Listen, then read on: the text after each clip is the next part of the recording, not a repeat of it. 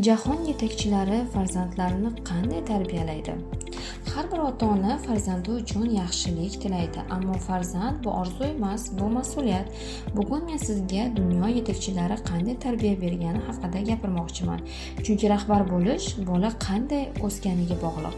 Masalan, Barak Obama o'z intervyularida aytgan: "Men ularni yulduz emas, inson qilishni xohladim."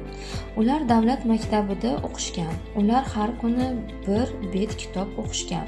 Ular Instagramda emas, ichki odobda tarbiya topishgan.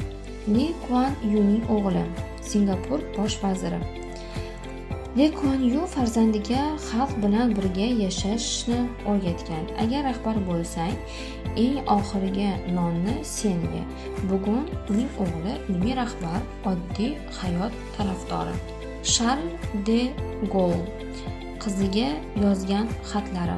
U fransuz milliy qahramoni edi, ammo uyda oddiy ota. Qiziga har hafta xat yozgan. Unda ma'naviyat, tazarru, xizmat. Shunday ruhiy bog'liqlik tarixda qolgan oilaviy tarbiya namunasi. Bugun biz prezident farzandlarini ko'rib turibmiz. Millatga xizmat qilayotgan, kitob targ'ib qilayotgan, ona va ayol sifatida yetakchi bo'layotgan. Bu shunchaki oila emas, bu tarbiya namunasi. Rahbar farzandi xalq oldidagi nishon emas, ibrat bo'lishi kerak. Ammo har bir oddiy fuqaro ham shunday tarbiya bera oladi.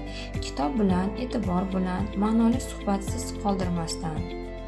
Chunki ertangi rahbar bugun onaning quchog'ida, bugun maktabda, mahallada, ovqat ustida tarbiyalanmoqda.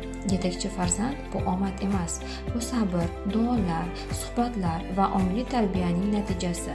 Millatni o'zgartirmoqchimisiz? U holda bir bolani o'zgartiring. Chunki har bir bolada yangi O'zbekiston yashirinib yotibdi.